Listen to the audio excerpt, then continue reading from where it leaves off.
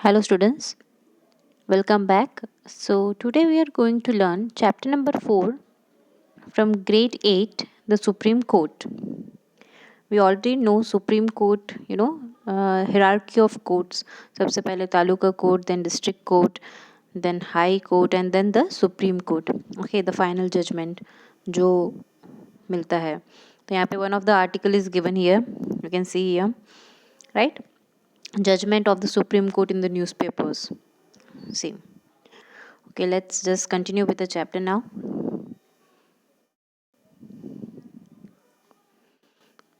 So, first of all, read and think. Law is required for the safety and welfare of people. When any citizen or institution breaks any law, a specific process is followed to address the issue. There is a hierarchy of court to impart justice in our country. Same जैसे कि मैंने बोला law हर जगह नियम ज़रूरी होता है for the safety and welfare of the people. लोगों के वेलफेयर के लिए लॉ होना ज़रूरी है.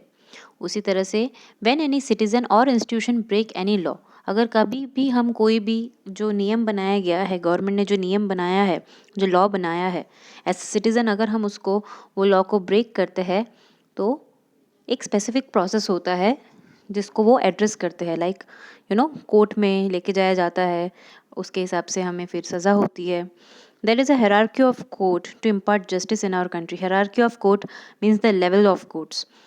सबसे पहले see here it is given, it starts with the taluka court as the lowest court, succeeded by the district court, then the high court and the supreme court. तो this is the hierarchy of court, right, level of courts. सबसे पहले तालुका, फिर उसके ऊपर district, then उसके ऊपर high court and then finally the supreme court. The judiciary is one of the most important organ of the government. Judiciary is kept independent from the legislature and executive. Judiciary हमारे government का एक बहुत ही important organ है. हमारे government का 3 important organ है, that is legislature, executive and judiciary. Legislature one which make laws, executive one which implement those laws and judiciary is the one जो कि impart justice means जो justice देता है, right? Now see, what does independent judiciary mean? Is there any relation between the court in your village or city and the Supreme Court located in Delhi?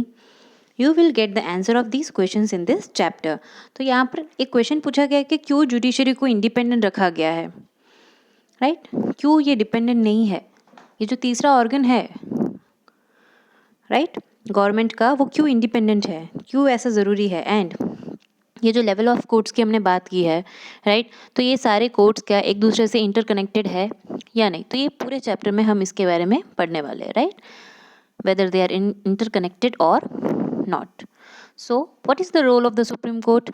The supreme court is the highest among all the courts in the nation. सबसे बड़ा court supreme court है हमारे country का. It came into existence on 28 January 1950. कब exist हुआ था? 28 January 1950. It holds the right of conferring the fundamental rights granted to us by the Constitution. तो हमारा सुप्रीम कोर्ट हमें हमारे जो भी फंडामेंटल राइट्स है, राइट, हर एक सिटीज़न का फंडामेंटल राइट है, तो वो हमको कन्फर करता है, वो हमें देता है. अगर हमारा कोई भी फंडामेंटल राइट वायलेट होता है तो हम कहाँ जाएंगे? सुप्रीम कोर्ट जा सकते हैं. Citizens have the right to file an appeal directly in the Supreme Court if any of his or her fundamental rights have been violated. तो अगर कभी भी हमारा कोई भी फंडामेंटल राइट हमको ऐसा लग रहा है कि हमारे साथ सही नहीं हुआ है, वायलेट किया गया है या गलत हुआ है, तो as a citizen we can directly appeal in the Supreme Court. Any citizen or institution can file a petition in the Supreme Court to avail justice in the view of public interest. This is known as PIL, that is called public interest litigation. तो कोई भी citizen या कोई भी institution, ठीक है, case file कर सकता है, पिटीशन फाइल कर सकता है. कहाँ पर? सुप्रीम कोर्ट में. किसके लिए? जस्टिस के लिए, टू अवेल जस्टिस. और वो किसके व्यू पॉइंट पे है? पब्लिक के व्यू पॉइंट पे, पब्लिक के इंटरेस्ट पे. And that is why it is called PIL, that is public interest litigation. Public के लिए खड़े रहना, चाहे वो एक इंसान हो या कोई एक इंस्टीट्यूशन, जो पब्लिक के लिए खड़ा रहेगा, that is called PIL, public interest litigation. The Supreme Court interprets the Constitution and advises the President and the Parliament in the same regard. It also enjoys the power to review the judgment passed by any of the lower court.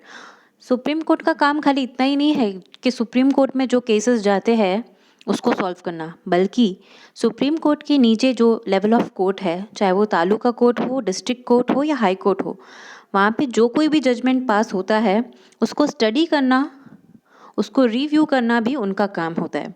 Reviewing means what? To study, right? The Supreme Court solves disputes between citizen and the government, between state and between the center and the state. To understand this, let us study the Save Narmada movement of Gujarat. और supreme court between citizens and government. तो अगर कोई dispute citizens के बीच में और citizen मतलब जो government है उनके साथ हो रहा है, कोई डिस्प्यूट हो रहा है, लोग गवर्नमेंट का कोई लॉ को अगर एक्सेप्ट नहीं कर रहे हैं, अगर ऐसा कोई सिचुएशन है, या तो फिर अगर कोई एक स्टेट और दूसरे स्टेट के बीच में कोई डिस्प्यूट है किसी भी मामले में, या कोई स्टेट गवर्नमेंट का सेंट्रल गवर्नमेंट के साथ डिस्प्यूट है किसी मामले में, ऐसा कोई भी डिस्प्यूट है, ऐसा कोई भी झगड़ा होता है, it can be solved in supreme court. So यहाँ पर हम एक स्टोरी पढ़ेंगे जिसके अंदर सेव नर्मदा मूवमेंट जो गुजरात में हुआ था उसके बारे में है. So let's see. So there was a protest against increasing the height of Narmada Dam above 110 meters near Navagam. तो एक प्रोटेस्ट किया गया था, ठीक है, नर्मदा डैम की हाइट को बढ़ाने के लिए 110 मीटर्स, ठीक है, नवागाम के पास. Environmentalist organization and NGOs from Madhya Pradesh and other regions were fighting for the rights of the tribal who would lose their land and habitat forever due to the project. पर यहाँ पर क्या है कि अगर इसका हाइट बढ़ा दिया जाएगा नर्मदा डैम का, तो वहाँ पे प्रॉब्लम भी ये है कि वहाँ के जो रहने वाले ट्राइबल पीपल है, वहाँ के आसपास रहने वाले जो ट्राइबल पीपल है, आदिवासी, राइट, जो वहाँ पे ड्वेल करते हैं, तो उनका रेसिडेंस मतलब उनका ठिकाना, उनका घर चला जाएगा. तो क्या हुआ यहाँ पर, मध्य प्रदेश के कुछ एनजीओज और एनवायरमेंटलिस्ट ऑर्गेनाइजेशंस जो थे वो उनके बिहाफ में खड़े हुए. किनके बिहाफ में? Tribal people. अब आदिवासी लोग हैं, obviously they can't go to the court and avail justice, right, वो कोर्ट में जाके जस्टिस का डिमांड नहीं कर सकते. सो इन दैट केस ये कुछ ऐसे एनजीओज थे, ऐसे कुछ एनवायरमेंटलिस्ट ऑर्गेनाइजेशंस थे मध्य प्रदेश के जो कि उनके लिए फाइट कर रहे थे, right. The Supreme Court passed a judgment on 8th March 2006 to resolve the conflict between the two states. So there was a dispute between two states, maybe between Madhya Pradesh and Gujarat. So Supreme Court को उसका judgement सुनाया गया, उन्होंने सुनाया 8th March 2006 को, ठीक है. And what was it? It stated that in accordance with the rising population, it was necessary to carry out this project. और ये बोला गया कि जिस तरह से पॉपुलेशन बढ़ रहा है उसके हिसाब से अगर हम देखने जाए तो नर्मदा डैम का हाइट बढ़ाना भी ज़रूरी है. There was a possibility of a positive development in the environment and benefits to all the living beings due to the Sardar Sarovar योजना. तो ये जो सरदार सरोवर योजना जो है, ठीक है, तो उसका जो है उसका बेनिफिट्स काफ़ी मिल रहा है, राइट, सबको मिलेगा. The arid areas of Rajasthan, Gujarat and Madhya Pradesh would get water and the expansion of desert could be kept under control. तो इससे क्या होगा, राजस्थान और गुजरात और मध्य प्रदेश जैसी जो स्टेट्स है जहाँ पे पानी की कमी होती है वहाँ पे प्रॉपर पानी पहुँचाया जाएगा, प्रॉपर पानी सप्लाई होगा और जिसकी वजह से डेजर्टेड एरियाज जो होते हैं वो कंट्रोल में कर सकते हैं. Proper rehabilitation of the tribal affected by this project should be given the top priority and hence their fundamental right could be protected. पर यहाँ पर जो जजमेंट दिया गया वो ऐसा नहीं कि एक तरफ ही दिया था, ऐसा नहीं था कि वो जो जज बोल रहे हैं तो मतलब वो ऐसा नहीं बोल रहे थे कि सरदार सरोवर योजना को बढ़ाओ, नर्मदा डैम का हाइट बढ़ा लो चलेगा, ऐसा नहीं था. उन्होंने एक पार्शियल जस्टिस किया. किस तरह से? इम्पार्शियल नहीं था ना, पार्शियल था. किस तरह से?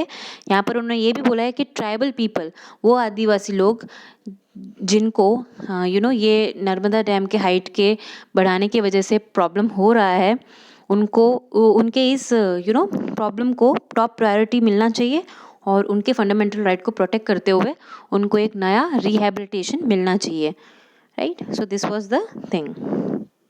Let's move further. So why is judiciary independent? Okay.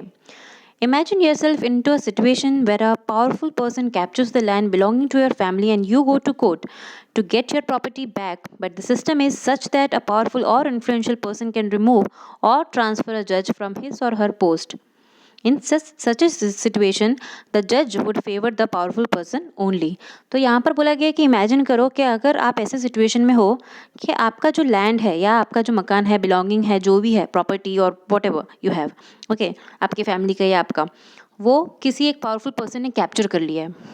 ऐसा होता है ना कि कोई हमारा मतलब ज़मीन या घर या इस तरह से ले लेता है, राइट. सो ऐसे किसी ने कर लिया है और वो काफ़ी, सामने वाला काफ़ी एक पावरफुल पर्सन है, बट स्टिल आप कोर्ट में जाते हो जस्टिस के लिए और आप गए और आपने उसके खिलाफ केस फाइल किया है, पर वो पावरफुल पर्सन इतना ज़्यादा पावरफुल है सामने वाला कि वो इनफैक्ट चाहे तो जो जज है जहाँ पे आपने अपील किया है केस, वो उस पर्सन को भी हटा सकता है. तो ऐसी सिचुएशन में वो जज क्या करेगा? वो जज किसको फेवर करेगा? उस पावरफुल पर्सन को. तो समझो अगर ऐसा होगा तो वो पार्शियल जस्टिस होगा, सही से अच्छे से वो जजमेंट दिया है जज ने, गलत होगा ना. So if judiciary is deprived of freedom, if powerful or influential people can control the judiciary, there would be no impartial justice और जजमेंट. तो अगर ऐसा जुडिशरी को फ्रीडम नहीं मिलेगा, राइट, अगर इस तरह से कोई इन्फ्लुएंशियल पर्सन उसके ऊपर दबाव डालेगा और इस तरह से कुछ करेगा, तो क्या होगा? हमको प्रॉपर जस्टिस मिलेगा नहीं. That is the reason why our constitution does not allow such kind of interference. That is why judiciary has been kept independent from legislature and executive. तो यही एक रीज़न है जिसके वजह से legislature और executive से independent रखा गया है judiciary को. Judiciary is an independent organ of the government, while legislature and executive are the interdependent organ of the government. They both depend on each other. On the other side, judiciary is an independent organ. Thus, only the judge can appoint in the High Court and the Supreme Court. It becomes very difficult to expel them from the respective position. तो इसीलिए एक बार एक जज को appoint कर दिया जाता है हाई कोर्ट में या सुप्रीम कोर्ट में, तो वो काफ़ी डिफ़िकल्ट है उनको उस पोजीशन से हटाना. If an individual feels that his or her fundamental right is violated, then he or she can go to the court. तो जब कभी हमको ऐसा लगता है कि हमारा कोई भी फंडामेंटल राइट वायलेट किया गया है या हमारे साथ कुछ गलत हुआ है, then we can directly go to the court and can demand for justice. So I will be back soon with the second part of this chapter. Chapter थोड़ा बड़ा है तो हम इसका बाकी का पार्ट सेकेंड पार्ट में कंप्लीट करेंगे. Hope you all understood the chapter till now. So we will continue the chapter, the second part. Thank you.